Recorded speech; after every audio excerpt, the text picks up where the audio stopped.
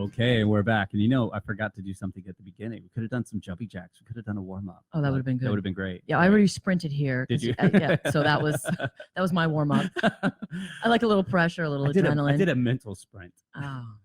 So on the last segment, I was talking about my experience with martial arts. Let's talk about yours. What was your first martial arts encounter or lesson? Or you sent me something. It was like some style I'd never heard of before. Yeah, there's a lot of them out there. So go ahead. I was on hot pursuit for a serious martial arts my entire college career. Actually, I had a roommate. Okay. I was thinking about it. She was doing some kung fu, and I was like, she looked really good. Her abs were just, it was a half shirt days. Yeah. And I was like, Genevieve is she's looking good. What are you doing? So she's like, I'm doing this kooky kung fu over on 30 something on the 8th floor. I was like, all right, I'm going to check it out. And we wore sneakers, and it was apparently Wu Mei Kung Fu is designed to fight with a baby on your back. And I love that shit. I was like, I'm low. I can do these torquey things.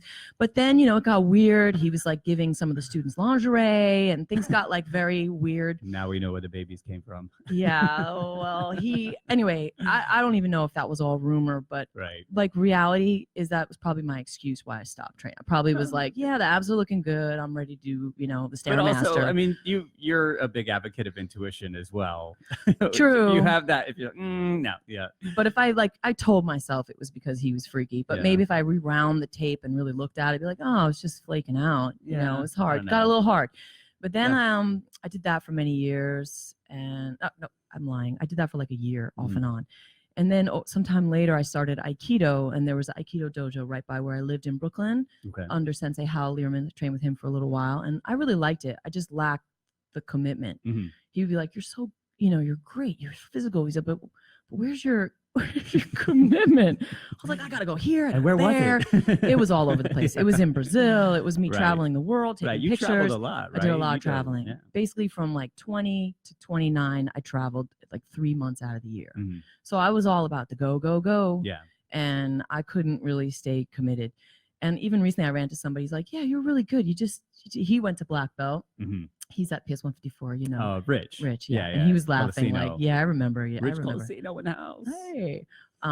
But then it was, I started kickboxing. Well, my husband, really, we had that kind of a breakthrough. It started with him training Jiu Jitsu. And we were both acupuncturists, and we were both personal trainers. And we went through acupuncture school together, but he started training jiu-jitsu, and it was really because, I don't know if he'll mind me saying this, but we stepped on a book in I have nothing to do with this, Professor. Sorry. We stepped on a book in Barnes & Noble, and it was the Gracie Way, and it was this picture of Hoist heading out to the first UFC, and his facial expression, and he was surrounded by his people, his armor, like his it looked like he was going to battle. He was going to battle. Yeah. And it was such a striking picture. We just picked it up, and I think it had been happening already in my husband's head for a long time. And that was just like the spark. Maybe he can tell a different story, but that's what I remember. He'll have his chance. He'll have his day in the light. So he really led the way, and I was not into jiu-jitsu. I was like, I'd spent some time in Brazil, and I remember laughing at all the guys hugging and wearing their short little bad boy shorts. And I remember literally laughing about guys hugging for like 2 months while I was in Brazil. There's all those jiu-jitsu guys in Rio, the big guys with the little bathing suits on the bus. Everybody. I was like, this is comedy. I agree, but it's one of my favorite things in life these days. Yeah, I mean, that just goes to show you I had a preconception. I judged something that I had no knowledge of. And of course, I heard about the UFC. That was big.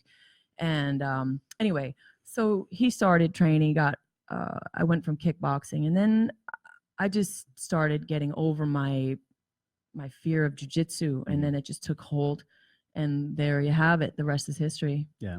And awesome. It's been probably one of the greatest things I've ever done in my whole life. Not just, as you said, because it's so little about it. It's physical.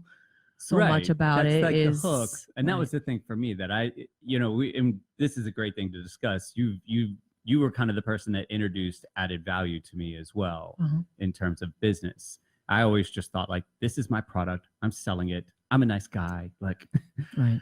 And you started to talk about that.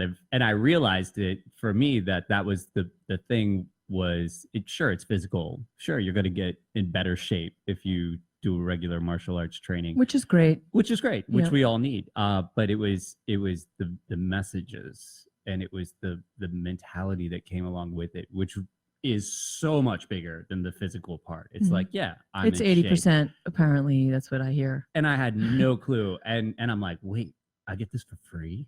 Like the added value. Yeah, it's just like that is the you're value. Gonna work me. That you're gonna make me better physically. I'm gonna be able to protect myself better and deal with situations better. But then it was like when that veil was lifted, and I was committed previously, but then I was like, this is for life. This is like, there's no turning back now. It was really amazing. And I don't know, do you want to talk about added value for a minute? Because like you were the person that introduced it to me, so I feel like you'd be a better person to discuss it than me. When you say added value, do you mean how to make something? I'm not exactly sure precisely what you mean. Well, you introduced it to me in terms of business. Okay. Like you didn't pitch it to me as, like at the dojo. Like this is the added value. You were talking to me about my restaurant, and you were talking about added value, and I was like, what the hell is added value? And then I realized it. It really came like I saw it in your business, and then I was like, oh, okay, how do I imitate that? Okay. Well, I think a big breakthrough for me was when I heard from Tony Robbins. I did do that course, one of the courses, and he said, you don't fall in love with your business, fall in love with your customers' needs. And that was a big eye opener. It's like, yeah, it's not about me and my existence. Who cares? Nobody cares. Right. They want what the martial arts can offer them. And the less I am in the picture, the less my ego, me, Laurel Carroll from wherever, who cares? The less I show up like that, the more I show up like, this is the martial art virtues. I'm going to deliver them as cleanly as possible. Your kids are going to get results. Your kids are going to speak better. They're going to be more polite. Your kids are going to feel better in their bodies. They don't care about, arm bars and they could care less. Right. Which is like the product. Right. Like you can snap somebody's arm. make Johnny more. They really want Johnny to feel better. Right. Johnny's always my default student, but from City Island. Johnny from City Island. Yeah, that'd be Johnny B or something like that. But I think added value means, hey, guess what? There's a ton of people out there doing great shit everywhere you go. Sorry for the cursing. We curse. And okay. You should have heard Bobby's show. Oh, forget it. But if you want to offer a good product, you have to go way beyond okay. Nobody wants okay. Nobody wants good. Maybe if you're in the middle of nowheresville, but this is Brooklyn.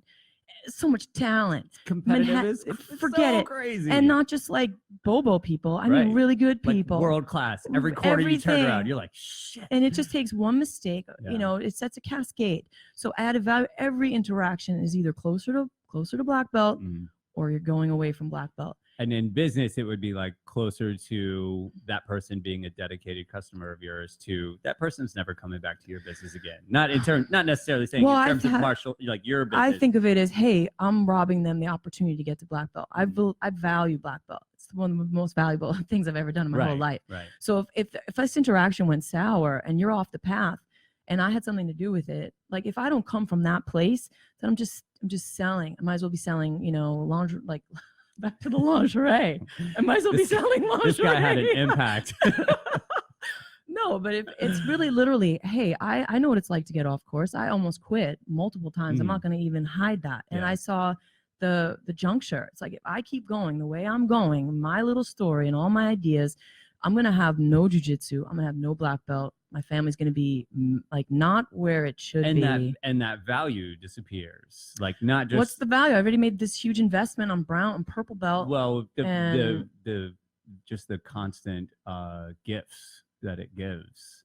Like if you quit, you kind of pull yourself out of that. And I don't mean the physical necessarily. Sure, you might, get in worse shape if you stop training. But there's something to be said for committing through the shit, right? It's the black belt. That's what I think everybody, it's not the piece of fabric. It's, hey, absolutely not. All these obstacles came up and you found the way to navigate you.